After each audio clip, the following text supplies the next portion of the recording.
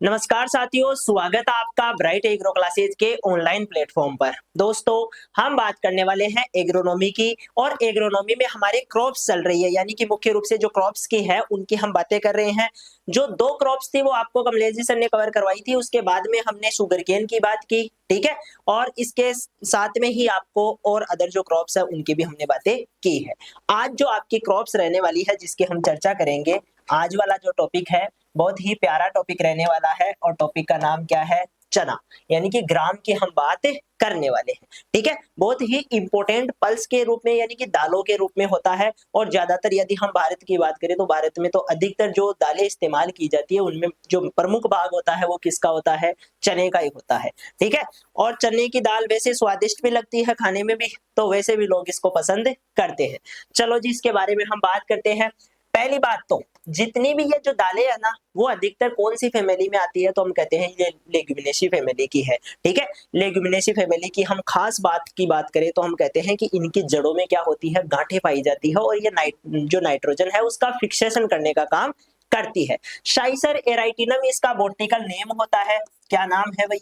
साइसर एराइटिनम इसका नाम है। फैमिली की हमने बात कर ही ली कि इसकी जो फैमिली है वो लेग्यूमिनेसी है और एक नाम इसका और है, आपको फेबेसी लिखा हुआ भी मिल सकता है, ठीक है। ये दोनों नाम ही इसी के हैं, फेबेसी और लेग्यूमिनेसी, ठीक है। यदि हम उत्पत्ति की बात करें कि कहां से सबसे पहले ये जो है उत्पादित होना स्टार्ट हुई थी या कहां पर इसको सबसे पहले देखा गया था, उसके हम चर्चा करें तो आपको देखने को मिलेगा कि ये आपका जो अफगानिस्तान वाला रीजन है, यानी कि हम कह सकते हैं दक्षिण, ये जो दक्षिणी पश्चिमी एशिया है इस वाले रीजन में ये सबसे पहले देखने को मिला था, ठीक है। और इस रीजन में भी हम एग्जैक्ट बात करें तो जो अफगानिस्तान के आसपास का जो रीजन है वहां पर ये सबसे पहले देखने को मिला था, तो हम अफगानिस्तान ही इसको मान के चलते हैं कि ओरिजिन कहाँ है?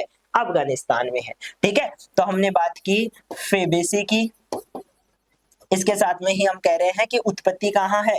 दक्षिणी पश्चिमी एशिया, या तो ये लिखा हुआ मिल सकता है आपको या फिर एग्जैक्ट हम बात करें तो किसकी बात करेंगे? वो आपके अफगानिस्तान की हम बात करेंगे, ठीक है। यहां तक क्लियर है। इसके बाद में हम चलते हैं, आगे बढ़ते हैं। ये तीनों तो बेसिक चीजें हैं, हम जो है स्टार्टिंग से पढ़ते आते हैं, अधिकतर चीजें आपको पता भी होगी। इसके बाद में हम कहते हैं कि सॉइल की रिक्वायरमेंट क्या है, ठीक है। टेम्परेचर रिक्वायरमेंट क्या है, ये किस प्रकार की फसल है।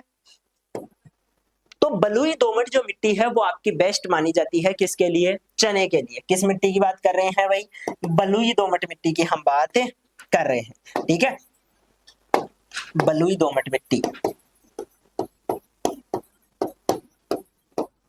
इसके साथ में ही हम कहते हैं भाई एरेशन होना चाहिए। एरेशन का अर्थ होता है जो वायु संचार है वो अच्छा होना चाहिए, पानी इकट्ठा नहीं होना चाहिए, ठीक है। नहीं तो कई प्रकार के रोग जैसे कि उकट्ठा हो गया, ये वाले जो रोग है वो आपको यहाँ पर चने में दिखाई दे सकते हैं, ठीक है। तो इस चीज का आपको विशेष रूप से ध्यान रखना है कि जो ढेले युक्त मिट्टी होती है, ढेलों का अर्थ होता है कि आपके हम कह सकते हैं कि जो मिट्टी है वो चिपक कर क्या बना लेती है? छोटे छोटे ढेले बना लेती है। तो जो ढेले युक्त मिट्टी है वो सबसे अच्छी मानी जाती है इसके लिए, जिसको हम बलुई दोमट मिट्टी कह रहे हैं।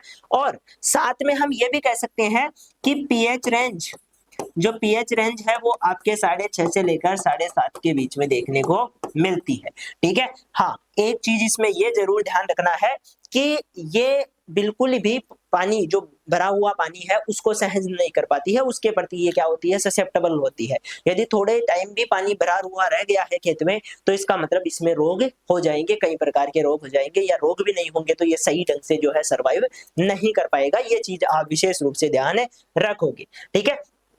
इसके अलावा हम कहते हैं कि जो रबी सीजन की फसल देखने को मिलती है ये, ठीक है। कौन से सीजन की है? रबी सीजन की है। और इसमें टेम्परेचर आपको लगभग 20 से लेकर 30 डिग्री सेंटीग्रेड तक देखने को मिलता है, ठीक है। अलग अलग प्रकार से आपको यहाँ पर टेम्परेचर भी देखने को मिलता है। इसके बाद में आ जाते हैं हम, जो नेक्स्ट टॉपिक होते हैं हमारे जैसे एनपीके, जो उर्वरक रिक्वायरमेंट है उसकी हम बात करें बेसिकली, तो उर्वरकों में आपको क्या करके आना है? वही लगभग 120 इसमें नाइट्रोजन है, ठीक है। 80 हम फॉस्फोरस करेंगे और 60 या उससे भी कम हम क्या रखेंगे इसमें? आपके जो एनपीके है उसकी मात्रा रखेंगे, एनपीके रखेंगे, ठीक है। ये बेसिक बातें हो गई। अच्छा, इसमें एक इंपॉर्टेंट अभिक्रिया की जाती है, या हम कह सकते हैं एक्टिविटी की जाती है, प्रक्रिया होती है, जिसकी वजह से उत्पादन काफी ज्यादा प्रभावित होता है। कौन सी इंपॉर्टेंट अभिक्रिया है? तो यहाँ पर देखो, हम ये कहते हैं कि एक अभिक्रिया करते हैं निपिंग। क्या बोल रहे हैं हम उसको? निपिंग बोल रहे हैं। सर ये क्या होती है? तो जैसे मान लो लगभग 1 महीने या 40 दिन का जब पौधा होता है, तो उसके ऊपर से हम क्या कर देते हैं, ऊपर वाली जो शाखा ग्रोथ कर रही होती है उसको ऊपर से तोड़ देते हैं। सर इससे क्या फायदा होगा? ग्रोथ तो कम हो जाएगी, ग्रोथ सही से नहीं हो पाएगी। नहीं, ऐसा नहीं है। हम क्या करना चाहते हैं? हम ये चाहते हैं कि इसमें क्या हो, फुटान हो। ठीक है, इसके लिए हम क्या करते हैं भाई, पार्श्व शाखाएं ज्यादा ग्रोथ कर पाए और ये जो ऊपर वाली ग्रोथ है ये कम हो, क्योंकि जो पौधा होगा वो एक टाइम के बाद में यदि ज्यादा बढ़ता रहेगा तो ये गिर जाएगा। ठीक है, क्या हो जाएगा? गिर जाएगा, और इसकी जो शाखाएं हैं वो सही ढंग से ग्रोथ नहीं कर पाएगी, ये सिंगल रह जाएगा। इस चीज से बचने के लिए आप क्या कर सकते हो, यहाँ पर निपिंग की प्रक्रिया करते हैं, जो कि काफी ज्यादा इंपॉर्टेंट होती है। एग्जाम्स में बार बार पूछी जाती है कि निपिंग किससे रिलेटेड है, निपिंग किस में करते हैं, क्यों जरूरी है, क्यों किया जाता है, ये सारी चीजें आप यहाँ पर ध्यान रखोगे, ये जरूरी है। ठीक है, निपिंग के बाद में यदि हम रोगों की बात करें तो रोगों में एक इंपॉर्टेंट रोग होता है विल्ट, जिसका आपको ध्यान रखना है, फ्यूजेरियम ऑक्सीस्पोरियम से होता है। ठीक है, जनरल जो लक्षण है उनकी बात करें, विल्ट में यदि हम जनरल जो सिम्टम्स है उनकी बात करें, तो आपको एक जो मेजर लक्षण है वो तो लिख के आना है कि पौधा पूरी तरह से क्या हो जाएगा, मुरझा जाएगा। ठीक है, पौधा क्या हो जाता है, अचानक मुरझा जाता है, जो जड़ें होती है वो हल्की काली या भूरे रंग की हो जाती है। ठीक है, और जड़ों के अंदर जो है जाइलम होता है उसमें माइसीलियम की ग्रोथ देखने को मिलती है, जो भी हल्के हल्के भूरे भूरे रंग की होती है। ठीक है, ये वाले बेसिक लक्षण होते हैं। इसके साथ में ही हम कीटों की बात करें तो पोड बोरर, कौन सा कीट है? पोड बोरर एक इंपॉर्टेंट कीट है जो इसमें देखने को मिलता है, और उसकी कौन सी अवस्था हानिकारक है? तो उसकी लार्वा अवस्था हानिकारक होती है। ठीक है, क्या होती है? लार्वा अवस्था हानिकारक होती है। बेसिकली जो पोड होती है, जिसको हम कह देते हैं फली, ठीक है, लेग्यूमिनेसी कुल की जितनी भी फसलें हैं उनमें लगभग सभी में क्या होती है, फल को हम पोड के रूप में जानते हैं, फली के रूप में जानते हैं। तो ये जो फली होती है ना, इस फली में क्या करता है, जो लट है वो अंदर घुसकर दाने को खा जाती है। ठीक है, ये इसका इंपॉर्टेंट क्या होता है, कीट होता है, तो इसका भी ध्यान आप रखोगे। हेलिकोवर्पा और मिजेरा, हेलिकोवर्पा और मिजेरा इसका क्या होता है, आपको जूलॉजिकल नेम देखने को मिलेगा। ठीक है, विल्ट के बारे में मैंने बता ही दिया है कि हम कह रहे हैं कि ये बेसिकली कवक से होने वाला रोग है। फ्यूजेरियम ऑक्सीस्पोरियम उसका क्या है, कवकनाशी है, जो कवक फैलाने वाला जो रोग जनक है वो है। ठीक है, ये चर्चाएं हमने क्या कर ली है, कंप्लीट कर ली है। अब देखो एक चीज और जान लो कि ये जो चना होता है ना, इसकी 2 स्पीसीज होती है, मुख्य रूप से 2 प्रकार का चना होता है, आपने भी देखा होगा घरों में। एक तो हम देसी चना इस्तेमाल करते हैं। ठीक है, कौन सा चना है? देसी चना है, जो जनरली हम दाल के लिए उपयोग में लेते हैं। और दूसरा जो चना होता है उसे हम कहते हैं काबुली चना। कौन सा चना है? काबुली चना। ये इससे थोड़ा सा क्या होता है, बड़ा होता है, साइज में जो दाना होता है वो क्या है, बड़ा होता है। और इसमें ये देखने को मिलता है कि इसको हम एक्सपोर्ट क्वालिटी के लिए अच्छा माना जाता है। यदि हमें बाहर के देशों में बेचना है तो काबुली चना होता है। हालांकि इसका उत्पादन इससे ज्यादा नहीं होता है, उत्पादन तो कम ही होता है, बस दाना इसका बड़ा होता है। छोलों के लिए, ऐसी चीजें जो छोले होते हैं, इन चीजों के को बनाने के लिए हम काबुली चने का इस्तेमाल करते हैं। कई प्रकार की सब्जियां ये बनती है, इससे मसालों में भी इस्तेमाल किया जाता है। ये आपका क्या होता है, काबुली चना होता है। और देसी चने को आप जानते ही हो, दाल में हम इस्तेमाल करते हैं, वो आपका क्या होता है, देसी चना होता है। ठीक है, ये चर्चाएं हमने डिस्कस कर ली है। चलो जी, अब हम बात कर लेते हैं एक एक करके सभी चीजों को। सबसे पहले जो आपका चना है, जिसको हम ग्राम कह रहे हैं, इसी का नाम आपको क्या देखने को मिलता है, हेलिकोवर्पा और मिजेरा देखने को मिलता है। ठीक है, क्या कह रहे हैं, हेलिकोवर्पा और मिजेरा। चलो जी, वो क्या बोल रहा हूं मैं, हम कह रहे हैं कि साइसर एराइटिनम इसको कहते हैं, इसका बॉटनिकल नेम। ठीक है, हेलिकोवर्पा रह गया, वो पोड बोरर की हम बात कर रहे थे ना, इसलिए। चलो जी, फैमिली की हम बात कर रहे हैं, कौन सी है, फेबेसी है। फेबेसी के अलावा और कौन सा नाम मिल सकता है आपको वहां पर, लेग्यूमिनेसी भी देखने को मिल सकता है, दोनों चीजें एक ही होती है, घबराना नहीं है। मूल स्थान की बात करें तो मैंने कहा दक्षिणी पश्चिमी एशिया, या फिर आपको अफगानिस्तान भी देखने को मिल सकता है। ठीक है, क्या देखने को मिल सकता है, अफगानिस्तान। काबुल नाम सुना है, तो ये काबुल है ना, काबुली चना जो है वो काबुल से ही आया है, और काबुल किसकी राजधानी है? अफगानिस्तान की है, वहीं का एक जगह है। ठीक है, तो ये काबुल वहीं की जो है आपकी वेराइटी देखने को मिलती है, जिसको हम मुख्य रूप से किसके रूप में डिस्कस करते हैं कि ये तो क्या है, एक ये तो आपके चने का ही एक प्रकार होता है। इसके बाद में टेस्ट वेट की बात करें तो 1000 बीजों का जो वजन होता है उसको हम टेस्ट वेट के रूप में जानते हैं। ठीक है, कितने बीजों का वजन है भाई? 1000 बीजों का जो वजन होता है उसको हम टेस्ट वेट बोल देते हैं। यहाँ पर देखो, जो देसी चना है, क्योंकि दाने छोटे होते हैं, देसी चना के दाने क्या होते हैं? छोटे होते हैं, इसलिए यहाँ पर टेस्ट वेट आपको 150 से लेकर 250 ग्राम देखने को मिलेगा पर 1000 सीड बोल सकते हैं हम। ठीक है, ये हम बोल सकते हैं। काबुली चना की बात करें, क्योंकि दाना बड़ा होता है, तो 280 से लेकर 340 ग्राम तक आपको क्या देखने को मिलता है? टेस्ट वेट देखने को मिलता है। ठीक है, यहां तक क्लियर है। इसके बाद में फ्रूट टाइप की बात करें, ये पूछा जाता है, लगभग सभी जो लेग्यूमिनेसी कुल की फसलें हैं उनमें फ्रूट का जो टाइप होता है वो क्या होता है? पोड होता है, यानी कि इनका जो फ्रूट लगता है ना वो एक फली के अंदर लगता है। ठीक है, इसलिए इसको हम पोड बोल देते हैं, इनको हम क्या कहते हैं? पोड कह देते हैं। इसके बाद में आ जाओ, आगे बात करते हैं। आगे आपको देखने को मिलेगा कि ये जो जर्मिनेशन है उसके आधार पर ये हाइपोजियल होता है। अब देखो, इस हाइपोजियल को समझने की कोशिश करना। जब भी हम किसी भी प्लांट के जर्मिनेशन को देखते हैं तो ये जो बीज पत्र होते हैं ना, यदि ये मिट्टी के अंदर रह गई, यानी कि मिट्टी से बाहर नहीं निकले, जैसे कि आपको एक एग्जाम्पल के रूप में मैं कहूं तो कई प्रकार के पौधे हैं जिनमें जो बीज पत्र होता है वो ऊपर आकर हरा हो जाता है। ठीक है, यानी कि डायरेक्ट पत्तियां नहीं आती है, जो पहले से पौधे जो बीज था और उसमें 2 प्रकार के बीज पत्र थे, वो दोनों क्या होते हैं? ऊपर आ जाते हैं, ऊपर आकर हरापन लेकर सबसे पहले प्रकाश संश्लेषण वो ही करते हैं। ठीक है, एक तो वो है, तो वो आपका क्या होता है? एपीजियल होता है, बाहर आ जाते हैं। ठीक है, दूसरा होता है हाइपोजियल। अब इसमें चने में आपको ऐसा नहीं देखने को मिलेगा कि बीज पत्र बाहर आ गया। चने में डायरेक्टली आपको क्या देखने को मिलता है कि पत्तियां बाहर निकल रही होती है, जो डंठल होता है वो बाहर निकल रहा होता है। ठीक है, इसका मतलब ये क्या है? हाइपोजियल टाइप का है, ये चीज आप ध्यान रखोगे। इसके बाद में प्रोटीन, क्योंकि दालों वाली फसलें हैं और प्रोटीन की बात ना करें तो अधूरी हो जाएगी बात। ठीक है, इसलिए प्रोटीन हम कहते हैं कि 21% तक क्या होती है? इसमें प्रोटीन होती है। ये चीज भी आपको ध्यान रखनी है। बात करें जलवायु की, क्योंकि सर्दियों की फसल है, हम कह रहे हैं रबी की फसल है, और रबी की फसल में क्या देखने को मिलता है कि आपके ठंडी और शुष्क जलवायु सबसे उपयुक्त मानी जाती है। मृदा की बात करें तो अच्छी जल निकासी वाली, कहा था ना मैंने कि जल निकास में कोई कमी नहीं होनी चाहिए। यदि जल निकास खराब हुआ तो कई प्रकार के इसमें रोग हो सकते हैं, तो वो जो जल निकास है वो खराब नहीं होना चाहिए। दोमट से भारी दोमट मृदाओं युक्त जो है हम इस्तेमाल कर सकते हैं। हाँ, एक बात और ध्यान रखना, जब हम सीड सोविंग करते हैं तो इसकी जो गहराई है ना वो सामान्य क्रॉप से काफी ज्यादा रखी जाती है, 6 से 7 सेंटीमीटर इसकी गहराई रखी जाती है। और ऐसा इसलिए किया जाता है क्योंकि ऊपर वाला जो आपके, यदि आप हल्का ऊपर रख देते हो तो नमी की कमी हो जाती है, और उसकी वजह से कई प्रकार के रोग या नमी की कमी की वजह से पौधा क्या हो जाता है? मर जाता है। तो इसकी वजह से इसको गहराई में रखा जाता है रोगों से बचाने के लिए। इसके बाद में हम बात कर रहे हैं टेम्परेचर की। टेम्परेचर लगभग हम कह सकते हैं कि 20 तो मिनिमम है और 25, या ग्रोथ के लिए जो है टोटल 20 से लेकर 30 हम बोल सकते हैं। ठीक है, जर्मिनेशन कम में हो जाएगा, लेकिन ग्रोथ के लिए थोड़ा सा टेम्परेचर क्या होना चाहिए? 25 से लेकर 30 डिग्री सेंटीग्रेड के बीच में होना चाहिए।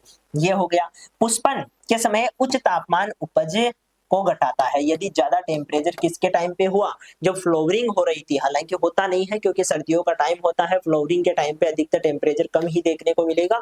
लेकिन यदि किसी वजह से टेम्परेचर ज्यादा देखने को मिला तो क्या होता है? जो आपके चने की जो ग्रोथ है वो अच्छी नहीं होती है, उपज भी प्रभावित होती है। इस बार के सीजन की हम बात करें तो अब की बार बहुत अच्छी ग्रोथ देखने को या अच्छा जो उत्पादन है वो देखने को मिला है। किसी से भी जो चने वाले हैं उनसे पूछा जाता है कि कैसे हुए चने, तो अब की बार ठीक बताया गया है। इसका मतलब इस बार वाला जो मौसम था, क्योंकि 1-2 माउट भी हो गई है, जो बारिश होती है सर्दियों की वो भी देखने को मिली है, और साथ में प्रोडक्शन भी अच्छा हुआ है, टेम्परेचर भी ठीक मेंटेन था। ठीक है, तो ये चीज है। सीड रेट की बात करें तो दोनों में अलग अलग देखने को मिलेगी। क्योंकि आपके जो देसी किस्में होती है वो मुख्य रूप से छोटे दानों वाली होती है, तो उनमें आपको बीज कम डालना पड़ता है। लेकिन जब हम बात करें काबुली चना की, तो इसमें जो चने की साइज होती है, जो दाना है उसकी साइज बड़ी होती है, तो आपको ज्यादा बीज डालना पड़ेगा। ठीक है, यहाँ पर देखो सबसे पहले कह रहे हैं देसी के लिए 60 से लेकर 80 केजी, और जो काबुली चना है उसका 80 से लेकर 100 केजी हम क्या रखते हैं, सीड रेट रखते हैं। इंपॉर्टेंट है, इसको आप ध्यान रखोगे। इसके बाद में हम बात करते हैं सोविंग टाइम की। किसकी बात कर रहे हैं, सोविंग टाइम की। अब बताओ, यदि हम ये कहें कि जो ये फसल है वो रबी सीजन की है, इसका मतलब इसको कब बोएंगे, तो इसको आपको रबी सीजन में बोना है, और वो भी अक्टूबर से लेकर नवंबर। जैसे ही सर्दियां प्रारंभ होती है अक्टूबर से लेकर नवंबर के बीच में हम क्या कर सकते हैं, बो सकते हैं। यदि टेम्परेचर थोड़ा ज्यादा है, अभी ठंड पड़ना स्टार्ट नहीं हुई है, तो हम कह सकते हैं कि थोड़ा लेट, यानी कि नवंबर तक बोएंगे। और यदि टाइम पे जो सर्दियां है वो आ गई है, तो अक्टूबर में भी हम बो सकते हैं। ठीक है, तो ये चीज देखने को मिलती है। बुआई में देरी उपज को प्रभावित कर सकती है। यदि आप ज्यादा लेट हो जाते हो तो पौधे को फैलने के लिए, ग्रोथ करने के लिए टेम्परेचर कम मिलेगा, क्योंकि लास्ट में फिर क्या होगा, जब मान लो हम ज्यादा लेट हो जाएंगे, लेट सोविंग करेंगे, तो होता क्या है कि जो सर्दियां निकल जाने के बाद में जो गर्मियां होती है ना, वो बहुत जल्दी आती है, और उस टाइम पे एक दो हवा जो आपके ये पश्चिम वाली जो हवा चलती है, जिसको हम लू बोल देते हैं, यदि थोड़ी सी तेज चल जाती है, तो इसकी वजह से गेहूं पे और चना पे, दोनों पे इसका बहुत ज्यादा असर देखने को मिलता है। ठीक है, हम जनरल भाषा में कहें तो पानी की कमी की वजह से वो अचानक सूख जाते हैं, बहुत बड़े बड़े खेत भी एक साथ सूख जाते हैं। ठीक है, तो ये वाली प्रॉब्लम कब आ जाती है, जब हम एक तो लेट सोविंग करते हैं, दूसरा टाइम पे इरिगेशन नहीं हो पाती है, और तीसरा फिर क्लाइमेट ऐसी हो जाती है जिसमें टेम्परेचर आपके राइज करता है, जल्दी से बढ़ता है, और हवा चल जाती है, उसकी वजह से जो इवापोरेशन है वो बहुत जल्दी होता है, और पानी क्या हो जाता है, सूख जाने की वजह से जो आपकी फसल है वो पूरी एक साथ खराब हो जाती है। जनरल भाषा में आपने सुना होगा, गेहूं के लिए घर वाले कहते हैं कि गेहूं उगड़ गए। ठीक है, उगड़ गए का मतलब होता है कि अचानक सूख गया, पूरा खेत ही सूख गया। भाई जो दाने थे वो अभी भी हरे थे, पूरी तरह पके ही नहीं, और जो तना था वो भी हल्का हल्का हरा ही दिख रहा था, लेकिन सूख गया पौधा पूरा। इसका मतलब टेम्परेचर हो गया, नमी कम हो गई, और अचानक जो हवा है वो चल गई। अब हवा क्या करती है, हम पढ़ते हैं कि वाष्पोत्सर्जन को बढ़ाती है हवा। ठीक है, अब वाष्पोत्सर्जन को बढ़ाएगी तो उसकी वजह से पानी की, जो पौधे में है पानी की कमी होगी, और पौधा अचानक सूख जाएगा। उसकी वजह से उपज बहुत ज्यादा कम देखने को मिलती है, और वही चीज किस में नजर आती है, वही आपके चने में नजर आती है। ठीक है, चलो जी इसकी बात कर लेते हैं। हम कह रहे हैं जो देसी चना है उसको तो हम साइसर एराइटिनम, जो वेराइटी देसी है वो बोला जाता है, और काबुली को हमें काबुली बोल देंगे। बस इतना ही फर्क है, ज्यादा इनमें कुछ फर्क है नहीं। अब देखो इनकी वेराइटीज की हम बात कर लेते हैं। यहाँ पर देखो देसी की बात करें तो जो आपका जे है 11 हो गया, जाकी 9218 हो गया। इसके अलावा इनमें देखो किरण हो गया, अवरोधी हो गया। ये जो अवरोधी है ना, ये विल्ट के प्रति अवरोधी है। ठीक है, यानी कि ये विल्ट रोग इसमें नहीं होता है, उसके प्रति प्रतिरोधी है। RSG 888 हो गया। ये कुछ वेराइटीज है। RS10 राजस्थान के लिए अच्छी मानी जाती है। तो ये कुछ वेराइटीज है जो अच्छी वेराइटीज है किसकी, देसी किस्मों की। यदि हम बात करें काबुली की तो K1 K2, इसके अलावा अवरोह है। ठीक है, अवरोह हो गया, इसको हटा देना, अवरोह हो गया, HK हो गया, और इसके साथ में ही गौरव हो गया। ये कुछ वेराइटीज है जो किसकी है, आपके काबुली चने की है। इसका भी आप ध्यान रख सकते हो।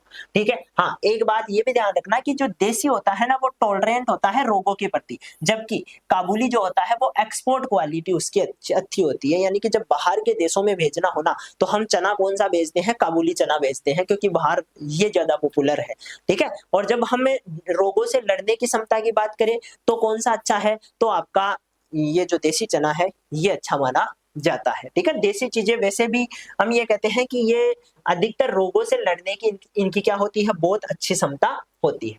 अब बात करते हैं निपिंग। इंपोर्टेंट अभिक्रिया है, यानी कि जो एक्टिविटी की जाती है चनों में, इंपोर्टेंट एक्टिविटी है, और इससे बार बार क्वेश्चन भी आता है, ध्यान देना है।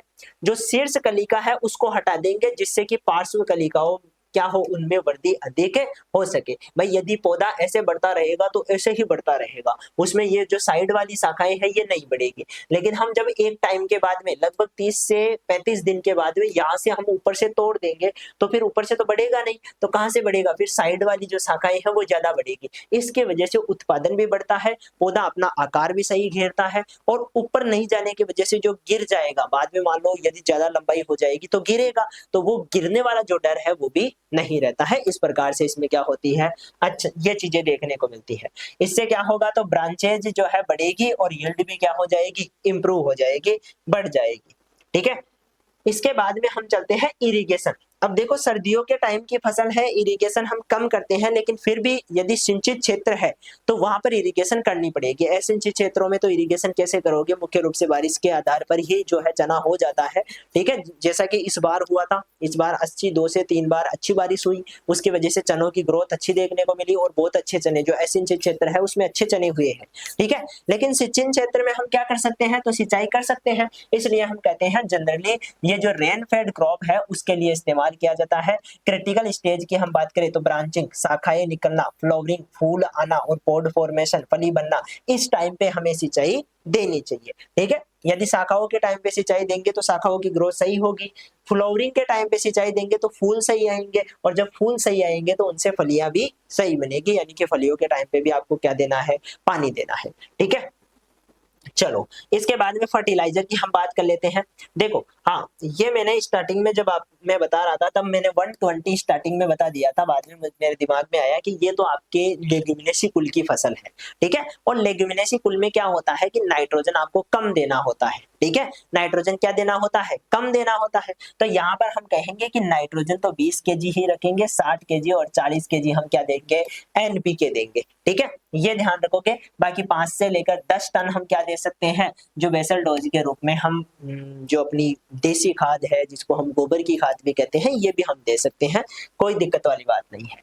यदि हम राइजोबियम इनोक्यूलेशन की बात करें, यानी कि राइजोबियम कैसे ऐड करें, राइजोबियम का कैसे इस्तेमाल करें, क्योंकि यही नाइट्रोजन फिक्सेशन करेगा, तो राइजोबियम को ऐड करने की बात हो या उसको हम कैसे किस प्रकार से कल्चर कर सकते हैं, तो या तो बीजों के साथ हम मिला सकते हैं। ठीक है, सोविंग के टाइम पे ही नाइट्रोजन फिक्सेशन को हम क्या करेंगे, उससे पहले ही हम सीड ट्रीटमेंट के रूप में राइजोबियम साइसरी का इस्तेमाल करेंगे। ये राइजोबियम की एक क्या है, स्पीसीज है, इसका हम इस्तेमाल कर सकते हैं।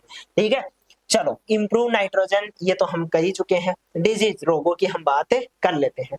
रोगों में देखो एक इंपॉर्टेंट रोग तो आपको ये ध्यान रखना है कि विल्ट बहुत ज्यादा होता है इसमें।